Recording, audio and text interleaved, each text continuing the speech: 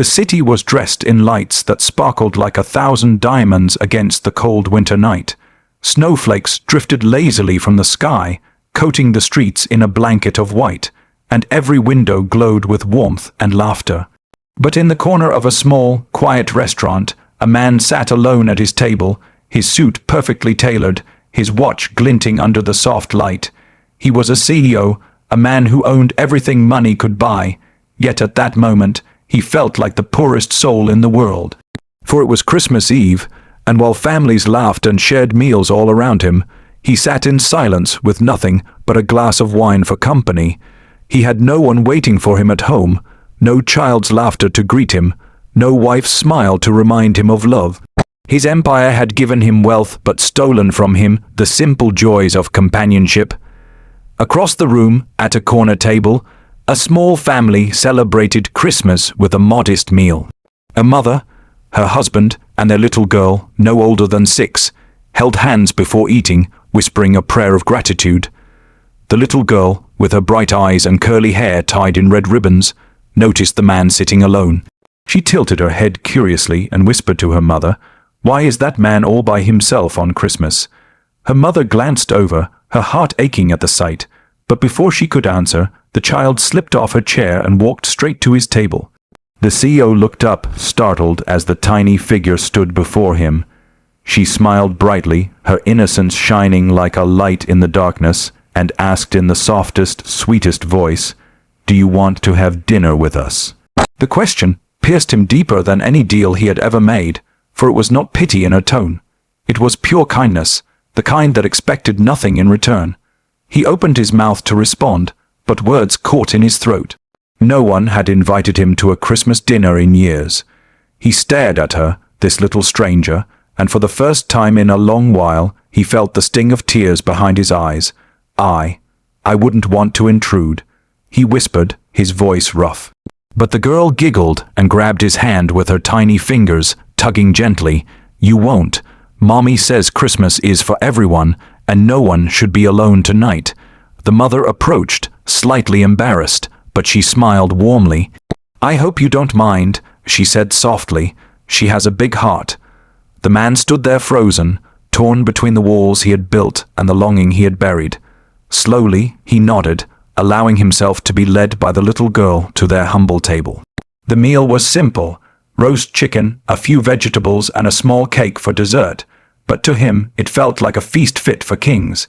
He listened as the little girl told stories about school, her friends, and how excited she was for Santa to visit.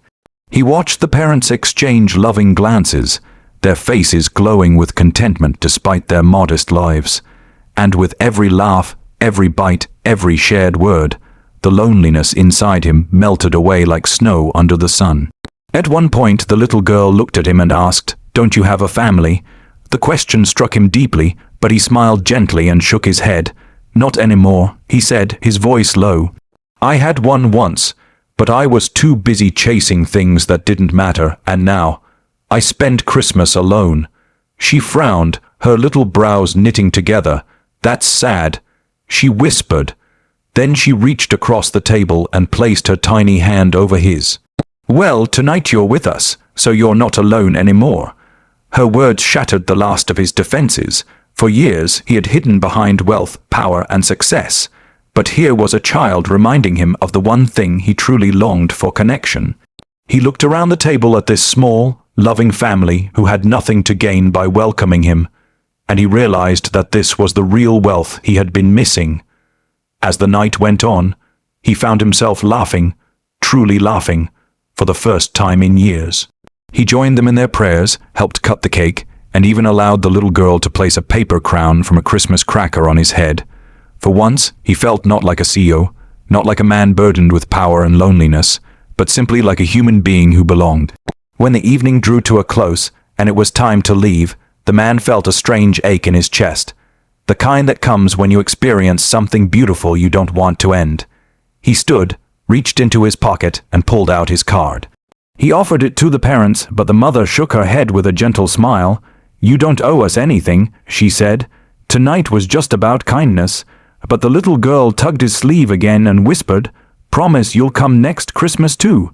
The man knelt down, his eyes glistening, and said, "I promise, as long as you'll have me." She threw her arms around his neck, hugging him tightly, and in that embrace he felt more love than he had known in decades. That night, as he walked out into the snowy streets, the world seemed brighter, warmer.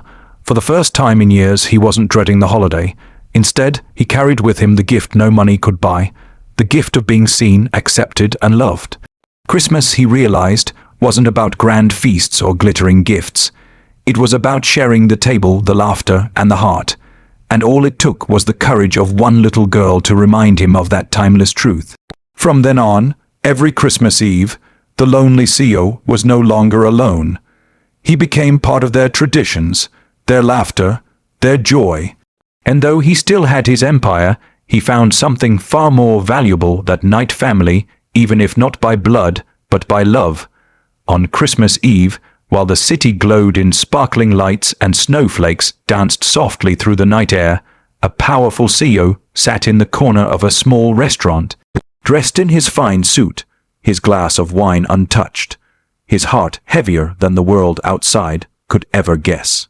Around him, tables filled with laughter, families leaning close, children unwrapping little gifts tied with ribbons, and lovers sharing warm glances as though the night belonged only to joy.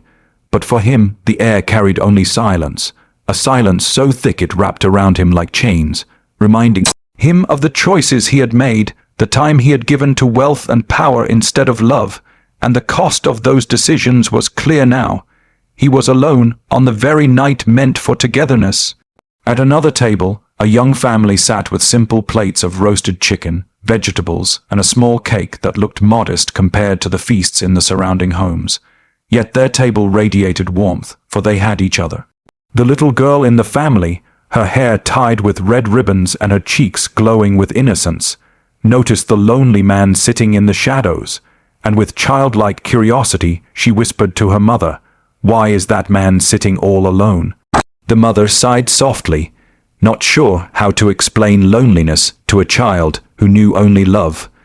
But before she could stop her, the little girl hopped down from her chair, her tiny feet pattering across the wooden floor, and she walked right up to the CEO. He looked up, startled, expecting perhaps to be asked for directions or brushed aside, but instead he saw her wide eyes and heard her sweet, clear voice asking the question that pierced his very soul. "Do you want to have dinner with us?" For a moment he was frozen, staring at this little stranger who looked at him not with pity, not with fear, but with pure kindness, the kind that was unfiltered and uncorrupted by the world. And he felt the sting of tears he had not allowed himself in years. I wouldn't want to intrude," he whispered, his voice rough from disuse, but the little girl giggled and tugged his hand as if it were the simplest thing in the world. "You won't. Mommy says Christmas is for everyone, and no one should be alone tonight." Her mother came over quickly, her cheeks pink with embarrassment, yet she smiled at him, a gentle smile that spoke of compassion rather than judgment. "I hope you don't mind," she said softly. "She has a big heart." And in that moment, he had a choice: to retreat into the fortress of his loneliness or to allow himself the gift of connection. Slowly, as though afraid the moment might vanish, he nodded and followed the girl to their table. The meal, though simple, tasted richer than anything he had ever eaten in his expensive penthouse, for it was seasoned with laughter, with stories, with togetherness. The little girl spoke animatedly about her school, her friends, her excitement for Santa's arrival, and her parents listened with pride shining in their eyes, while he sat quietly at first, listening, watching, feeling the invisible walls around his heart begin to crumble. Then came the question that struck him deeper than any deal. "Don't you have a family?" the little girl asked innocently, tilting her head. He hesitated, the memories rushing back like ghosts, and then he smiled faintly, though it hurt not anymore. "I once did, but I was too busy chasing things that didn't matter, and now I spend Christmas alone." The girl frowned, her brows knitting, and she reached across the table, her small hand covering his much larger one. "That's sad, but tonight you're with us, so you're not alone anymore." At her words, something inside him broke, not in pain, but in release, for years of emptiness dissolved under the purity of a child's compassion. He laughed when she placed a paper crown on his head from a Christmas cracker. He joined them in their prayer before dessert. He helped cut the cake, and he found himself smiling so much his face ached. For once, he was not the untouchable CEO, not the man with endless meetings and responsibilities, but simply a guest at a table where he belonged. As the evening ended, he reached into his pocket and handed his card to the parents, but the mother shook her head with kindness. "You don't owe us anything. Tonight was just about kindness." Yet, before he could leave, the little girl tugged his sleeve again and whispered, "Promise you'll come next Christmas too." He knelt down, his eyes glistening, and said softly, "I promise, as long as you'll have me." She threw her arms around his neck, and in that embrace he felt the love he had longed for without ever admitting it to himself. When he stepped out into the snowy night, the world no longer looked cold or lonely. It glowed with warmth, because he carried inside him the greatest gift he could ever receive, the gift of belonging. From that Christmas on, he was never alone again. Every year he joined their table, became part of their laughter, part of their prayers, and though he still owned his empire, he finally discovered the treasure money could never buy: family, not bound by blood, but bound by love.